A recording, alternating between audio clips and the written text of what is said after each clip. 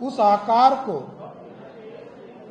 की जो बढ़ोतरी हुई 2,78,725 करोड़ से बढ़ाकर 38,169 करोड़ रुपया अधिक हम लोगों ने इसमें करने का काम किया। जहां 2024-25 के बजट में वार्षिक स्कीम का बजट जो था प्लान हेड में 1 लाख करोड़ रुपया था, उसको इस बार बढ़ाकर 1,16,750 करोड़ रुपया किया गया। प्रायोजक हैं cancer healer centre, a new beginning.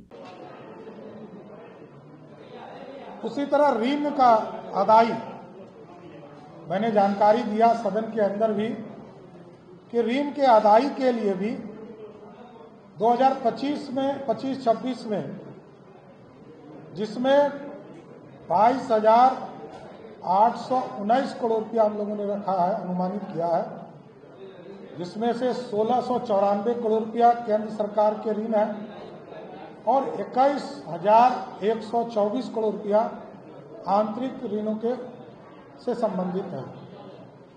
ऋण और पेंशन पैसेगियां राज्य सरकार द्वारा 1,543 करोड़ का ऋण दिया जाना प्रस्तावित है।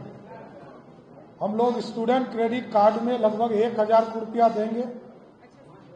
लघु उद्योगों के लिए 395 करोड़ रुपया, बिजली कंपनियों को 78 करोड़ रुपया, सरकारी कर्मचारियों को 39 करोड़ रुपया, परिवहन सेवा हेतु 30 करोड़ रुपया और पूर्व में दिए गए ऋण की वापसी से राज्य सरकार को 525 करोड़ रुपया की राशि प्राप्त होगी, उसका अनुमानित है।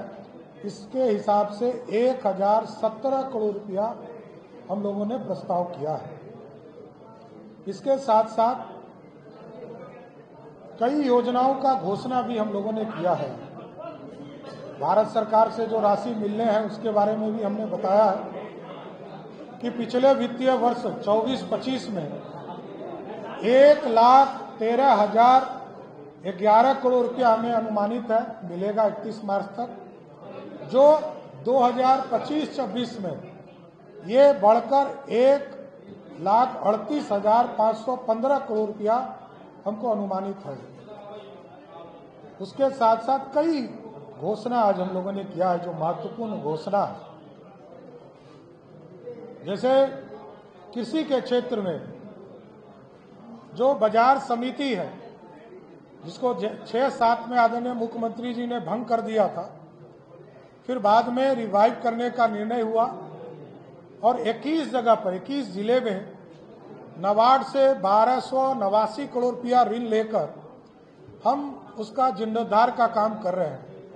लेकिन हम लोगों ने तय किया है कि अब 21 नहीं 38 जिले के बाजार समिति उत्पादन बाजार प्रांगणों को हम आधुनिकीकरण करने का काम करेंगे और समुचित विकास करने का काम करेंगे।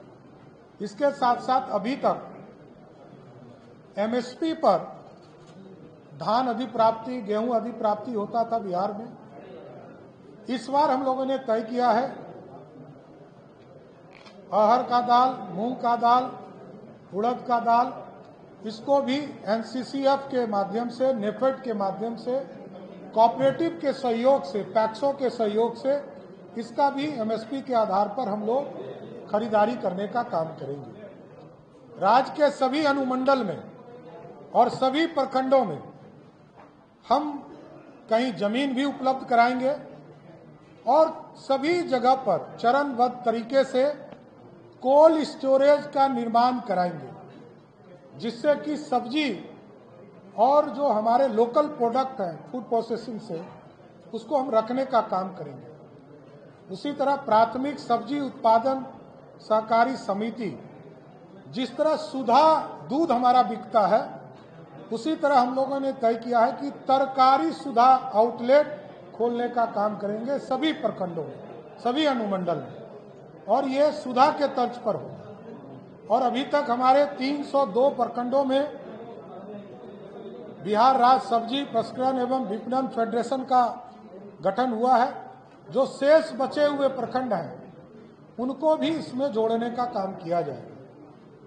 चरणबद्ध तरीके से जिस तरह हम प्रत्येक पंचायत में खेल के लिए मैदान बनाने का काम कर रहे हैं, हम लोगों ने तय किया है कि चरणबद्ध तरीके से गरीब कन्याओं के विवाह हेतु राज्य सरकार कन्या विवाह मंडप का निर्माण सभी पंचायतों में, जिससे कि गरीब बच्चों की, गरीब महिलाओं की, गरीब कन्याओं की शादी हम लोग गांव में अपने पंचायत के स्तर पर कराने का काम कर सकेंगे। इसके साथ साथ पटना में महिला हाट की स्थापना की जाएगी।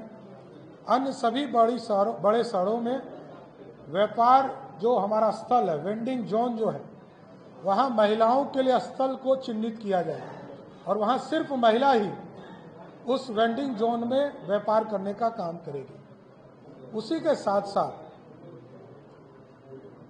प्रयोग के तौर पर अभी इसको हम लोग स्टार्ट करेंगे, चलंत व्यायामशाला, जिम ऑन व्हील, इसको पटना में हम शुरुआत करेंगे, जिसका ट्रेनर भी महिला ही होगी, दूसरा नहीं होगा। इसके बाद राज्य के सभी शहरों में महिलाओं के लिए पिंक टॉयलेट की स्थापना की जाएगी और प्रथम चरण में 1 महीना के अंदर 20 पिंक टॉयलेट स्थापित किए जाएंगे। राज्य के सभी जिलों में जो बस स्टैंड है, इसका जीर्णोद्धार का काम किया जाएगा और चरणबद्ध तरीके से कई जगह हम लोगों ने अभी काम शुरू किया है, लेकिन सभी जिले के में चरणबद्ध तरीके से बस स्टैंड की स्थापना किया जाए। और कई पॉलिसीज है हमारे, बिहार औद्योगिक निवेश प्रोत्साहन नीति, ये पुराना हो गया है, 2016 में आया था, उसको 2025 का हम लाने का ड्राफ्ट तैयार कर रहे हैं। अस्थायी वैकल्पिक ईंधन के लिए बिहार बायोफ्यूल्स उत्पादन प्रोत्साहन संशोधन नीति 2025 लागू करेंगे। उसी तरह किसानों के आय को वृद्धि करने के लिए बिहार खाद्य प्रसंस्करण नीति 2025 लाएंगे। फार्मास्यूटिकल के क्षेत्र में हमारे पास कोई नीति नहीं था, दवा यहाँ बनाए जा सके, इसके लिए पूरा एक नया पॉलिसी लाकर 2025 हम लागू करेंगे। प्लास्टिक पॉलिसी 2025 लाने का काम करेंगे। उसी तरह उद्यमिता को विकास के लिए जिन संस्थान जो हमारे यहाँ है, इसका जीर्णोद्धार करेंगे और सेंटर ऑफ एक्सीलेंस के रूप में इसको विकसित किया जाएगा। राज्य के सभी प्रमुख शहरों में कामकाजी महिलाओं के लिए हॉस्टल, विमेन हॉस्टल का निर्माण राज्य सरकार कराने का काम करेगी और इसके लिए भी एक नियमावली इसके लिए भी तैयार करने का काम किया जाए।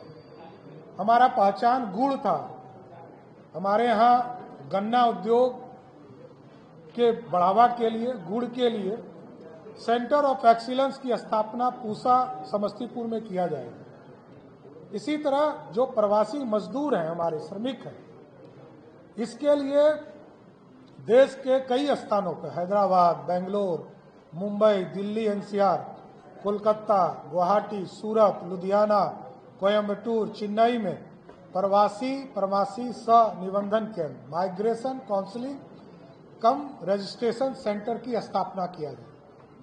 वर्तमान में अभी 534 ब्लॉक है पूरे प्रदेश में, जिसमें से 358 ब्लॉक में हमारे राजकीय डिग्री कॉलेज नहीं है।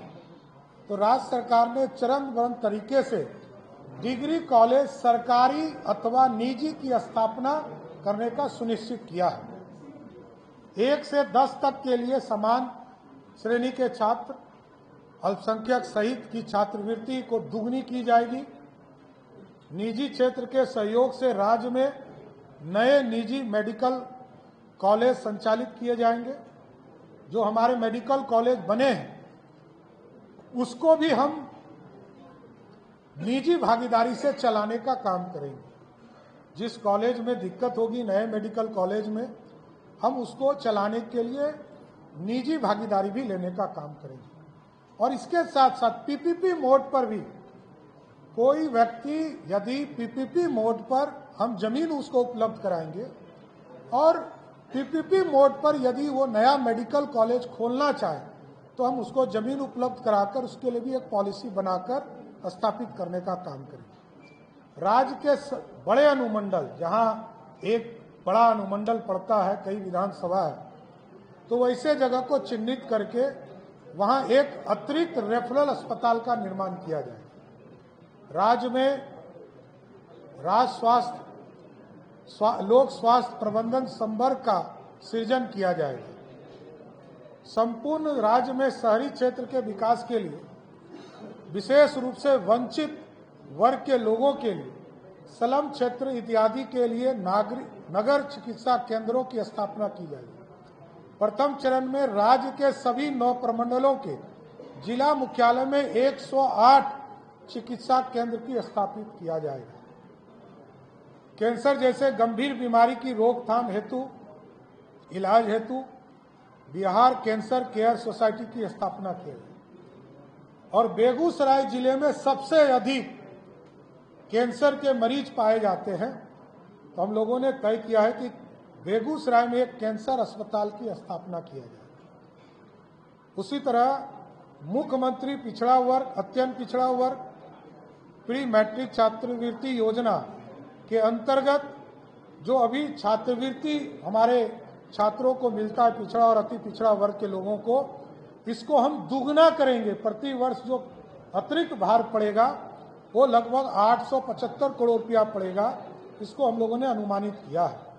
उसी तरह SC ST वर्ग के जो अनुसूचित जाति और अनुसूचित जनजाति के छात्रों के लिए जो राशि अभी उपलब्ध कराई जाती है प्री मैट्रिक छात्रवृत्ति योजना के तहत, उसमें भी हम उसको दुगना करने का काम करेंगे और इसमें 260 करोड़ रुपया वार्षिक अनुमानित व्यय आएगा। मुख्यमंत्री अनुसूचित जाति एवं अनुसूचित जनजाति छात्रावास में रहने के बाद अनुदान देने का काम 1000 रुपया किया जाता है, उसको हम बढ़ाकर 1000 से 2000 करने का काम नीतीश कुमार की सरकार करेगी।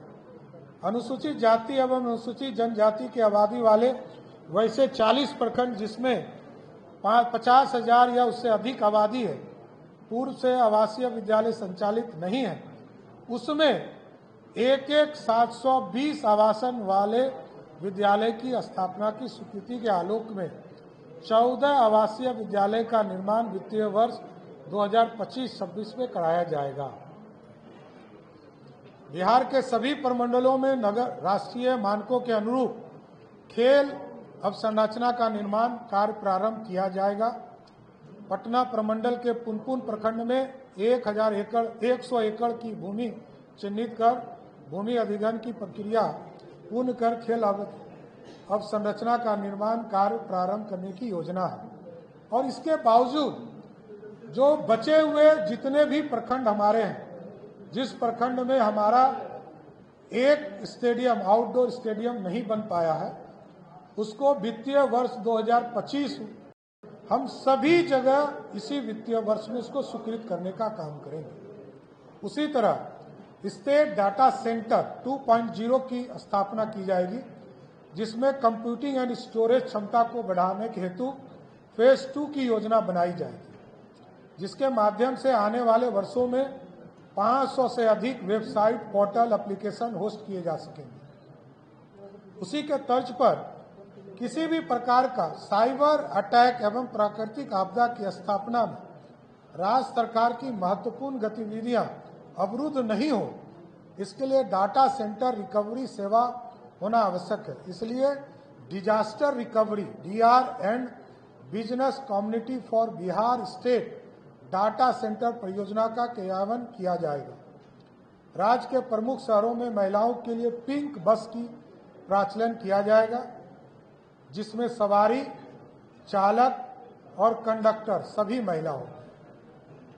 इसके लिए चालक, कंडक्टर के रूप में महिलाओं को प्रशिक्षित किया जाएगा तथा बिहार राज्य परिवहन निगम से चालक, कंडक्टर और डिपो मेंटेनेंस स्टाफ के पदों में महिलाओं के लिए 33% आरक्षण की व्यवस्था की जाएगी। महिला स्वरोजगार योजना की स्थापना को बढ़ावा देने हेतु महिला चालकों को ई-रिक्शा एवं 2 पहिया वाहनों से व्यावसायिक प्रचलन हेतु क्रय करने पर नगद अनुदान का प्रावधान किया जाएगा। राज्य के प्रमुख शहरों में महिला वाहन परिचालन प्रशिक्षण केंद्र की स्थापना किया जाएगा, जिसमें प्रशिक्षक भी महिला हो। राज्य के सभी प्रमुख नहरों के किनारे खाली जगहों तथा बांधों पर सोलर प्लांट स्थापित किए जाएंगे। मैं गर्व से कह सकता हूं कि बिहार ग्रीन डेवलपमेंट फंड की घोषणा करता हूं। इसमें प्रारंभिक सीड फंड के रूप में राज्य सरकार 25 करोड़ रुपया का निवेश करेगी। यह फंड सीड फंडिंग की तुलना में कई गुना निवेश को आकर्षित करने का काम करेगा, जो एक तरह से कार्बन न्यूट्रल बनाने में मदद करेगा। राज्य में वायु गुणवत्ता में सुधार हेतु तथा वायु प्रदूषण नियंत्रण हेतु 100 करोड़ की लागत से बिहार क्लीन एयर ट्रांसफॉर्मेशन परियोजना का क्रियान्वयन किया जाए, जिसमें स्मोक टावर की भी स्थापना करने का काम किया जाए। पर्व त्यौहार विशेषकर महिलाओं द्वारा संचालित छठ पूजा के अवसर पर धार्मिक पर्यटन की शुरुआत किया जाएगा, जिसमें होम स्टे को प्रोत्साहित करने के लिए राज्य सरकार द्वारा हर संभव मदद प्रदान किया जाएगा। प्राथमिकता के आधार पर महिलाओं को टूरिस्ट गाइड के रूप में प्रशिक्षित कर रोजगार का अवसर उपलब्ध कराया जाएगा। अभी भारत की सरकार ने, एयरपोर्ट अथॉरिटी ने टेम्पोररी कंस्ट्रक्शन करके आदरणीय मुख्यमंत्री नीतीश कुमार जी के आग्रह पर 3 महीने के अंदर, अगले 3 महीने में पूर्णिया हवाई अड्डे से हवाई सेवा शुरू करने का आश्वासन दिया है। इस पर भी हम आगे बढ़ने जा रहे हैं। हम लोगों ने अप्रोच रोड या और भी अन्य जो पानी की व्यवस्था है उसकी सुविधा उपलब्ध करा दी है। इसके साथ साथ राजगीर में, भागलपुर जिले के सुल्तानगंज में, रक्सौल में ग्रीन फील्ड एयरपोर्ट विकसित करने की कार्रवाई की जाएगी। इसके साथ साथ वाल्मीकि नगर, बीरपुर, पुराना एयरपोर्ट भागलपुर, मधुबनी, मुंगेर, सहरसा और मुजफ्फरपुर में लगभग 25 करोड़ रुपया की लागत भारत सरकार लगाएगी और राज्य सरकार उसको सहयोग करेगी और पूरी व्यवस्था वहां करेगी कि छोटे विमान वहां से उड़ने का काम कर सके और पूरी तरह हवाई संपर्क से ये सारे शहर को हम लोग जोड़ने का काम करेंगे। इसके साथ साथ प्रमुख मेट्रो शहर जो मुंबई और दिल्ली को छोड़कर, दिल्ली में हमारा बिहार निवास है और मुंबई में हम बना रहे हैं, भारत सरकार ने हमें जमीन भी उपलब्ध करा दी है। इसके बाद भी कई शहरों में जो मेट्रो शहर हैं, कलकत्ता, चेन्नई, उसके बाद भी आदि शहरों में इंटीग्रेटेड सेंटर ऑफ बिहार की स्थापना किया जाएगा, जिसके बहुआयामी उपयोग होंगे। बिहार के पारंपरिक शिल्प, हस्तकला इत्यादि का प्रचार प्रसार होगा। बिहार की लोक कला संस्कृति के प्रसार के साथ साथ संस्कृति पर्व एवं त्योहारों का आयोजन होगा।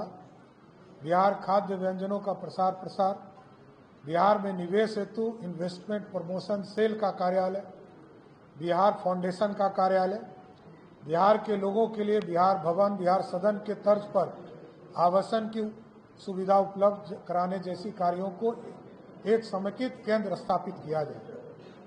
महिला सिपाही, क्योंकि आप जानते हैं कि बिहार ऐसा राज्य है जहां सबसे ज्यादा महिला पुलिस कर्मचारी के तौर पर आदरणीय मुख्यमंत्री नीतीश कुमार जी के नेतृत्व में सभी लोगों की नियुक्ति हुई है। तो इनके आवासन सुनिश्चित करने के लिए राज्य सरकार द्वारा किराए पर आवास लेकर आवासीय सुविधा उपलब्ध कराई जाएगी।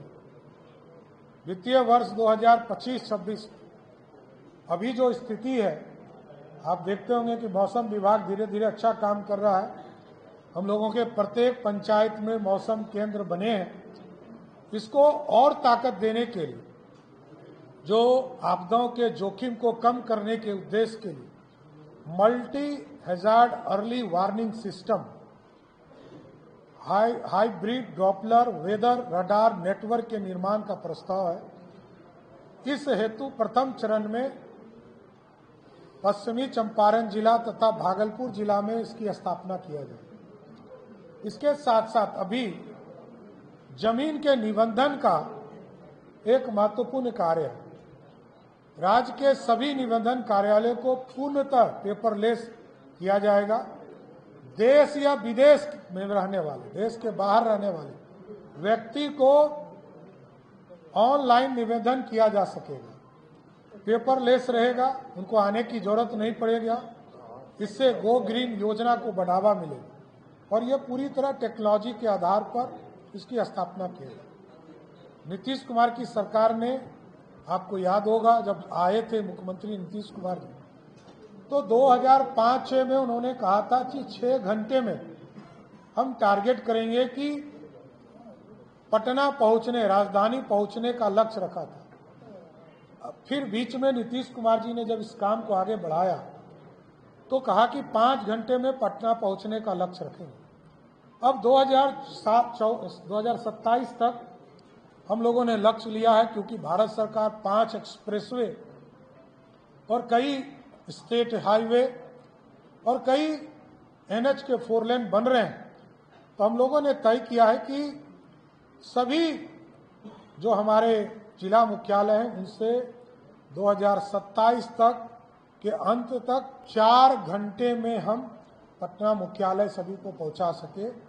ये सारे चीज़ों को हम लोगों ने अपने बजट में जोड़ने का काम किया। यह प्रमुख था और भी विस्तार से आपको हम लोगों ने अपना पूरा बजट का कॉपी उपलब्ध कराया है, जो पूरे विस्तार से आप देखेंगे। देखिए, पिंक बस योजना पूर्णतः मैंने क्या कहा कि महिला के लिए होगा। चालक भी महिला, सवारी भी महिला, कंडक्टर भी महिला और पूर्ण व्यवस्था करने वाली भी महिला हो, इसलिए वो पिंक बस की योजना राज्य सरकार लाएगी। प्रायोजक हैं cancer healer centre, a new beginning.